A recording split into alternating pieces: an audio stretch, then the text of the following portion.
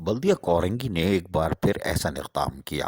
Administrator اور deputy commissioner Shahryar Memon نے ری investment کے بلوں کو بھی اب نظر میں رکھا ہوا ہے اور ایسے ملازمین اور افراد جو کہ طبیعت خراب ہو جانے پر علاج معالجوں کی سہولت سے محروم ہو جاتے تھے، لیکن ان کو بھی اب مراعات فراہم کی جا رہی ہے۔ گزشتہ 4 سالوں میں سابقہ ریاست متحدہ بلدیہ لا حول ولا قوت الا باللہ ہائے کورنگی میں علاج معالجے کی سہولت بھی میسر نہیں تھی۔ ری انویسٹمنٹ کا بل لے کے کوئی جاتا تھا تو پھینک دیا جاتا تھا اور کائیں کی جاتی تھی، یعنی کہ فنڈز نہیں ہیں، اور فنڈز لوٹ مار کر کے اپنے اوپر خرچ کیا جاتا تھا۔ وہ ہم بتاتے چلے آ رہے ہیں۔ تاہم اب ایڈمنسٹریٹر اور ڈپٹی کمشنر شہریار میمن نے ایک بار پھر ری انویسٹمنٹ کے بل بھی ادا کر دیے۔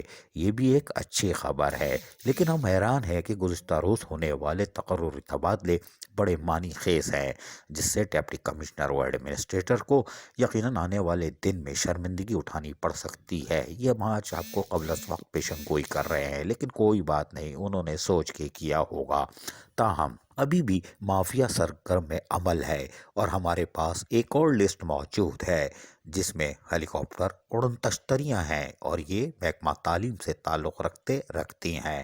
کوئی بات نہیں، حیران کن طور پر محکمہ تعلیم کی 31 بوگس ایسے ہیلی کاپٹر اڑن تشتریوں کی لسٹ ہے جو کہ تاحال تنخواہیں ان کی جاری ہیں۔ وہ بچ گئے، کیسے بچ گئے ہمیں نہیں معلوم، کوئی باریک کام لگا ہوگا اس کے اندر۔ ہم تھوڑا سا آپ کو بتا بھی دیتے ہیں۔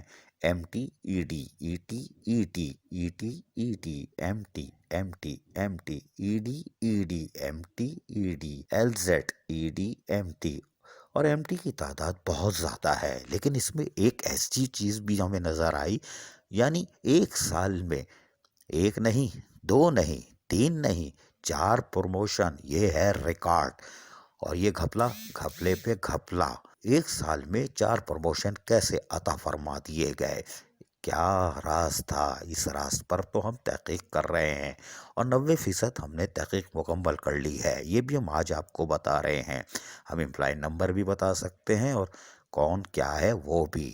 تاہم اس لسٹ میں جو کہ محکمہ تعلیم سے تعلق رکھتی ہے، اس میں ٹیچر بھی ہیں، کلرک بھی ہیں، پی ایس ٹی بھی ہے، پی ایس ٹی بھی ہیں، آفس اسسٹنٹ بھی ہیں، لیکن ایجوکیشن میں بھی ابھی 31 ایسے ہیلی کاپٹر اڑن تشتریاں ہیں جن کی تنخواہ چل رہی ہے۔ یہ مافیا کا باریک کام تھا، لیکن اس میں ہمیں مزید خبریں مل چکی ہیں۔ تاہم ہم اس لسٹ کو آئندہ قسط میں آپ کو ضرور دکھائیں گے۔ پہلے ہم دیکھتے ہیں کہ ایڈمنسٹریشن کیا کرتی ہے، کہ جنہوں نے 3 سے 8 لاکھ دیے وہ پھنس گئے۔